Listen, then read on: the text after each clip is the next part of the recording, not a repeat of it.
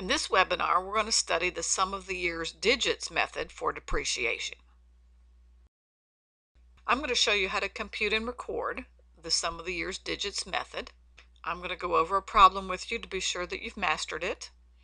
And then this is the third in a series. We've got one more after this, the units of production method, and then we're going to work on disposals and changes in estimates. So sum of the years digits, sometimes abbreviated SYD, is an accelerated method similar to double declining balance method, which was the prior webinar, because the expense is higher in the earlier years and then lower in the later years. I'm going to show you how to calculate the sum of the years digits, and then we'll do a practice problem together. So as a reminder, accelerated depreciation is larger in the early years and smaller in the later years.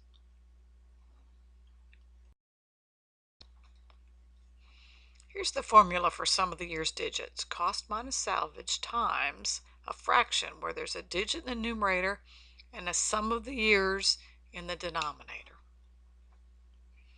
So this is kind of a difficult thing to explain in words, so I'm going to give you a visual.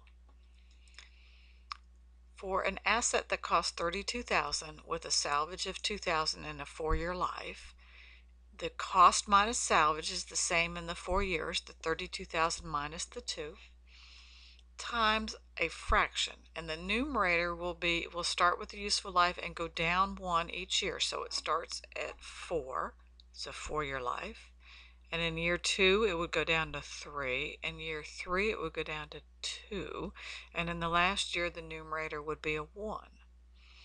And then the denominator in each of those years, you would add those digits together. So the 4 plus the 3 plus the 2 plus the 1.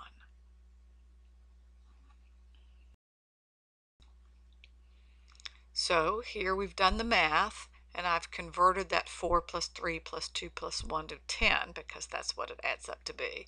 So the fraction is 4 over 10 for the first year, 3 over 10 for the second year, 2 over 10 for the third year, and 1 over 10 for the fourth year. And so we do have an accelerated method because there's more depreciation in the early years than there is in the later years. And the entry here to record the first year depreciation expense, just as a reminder, would be a debit to depreciation expense and a credit to accumulated depreciation. Now, what is the carrying value or the book value at the end of year 3?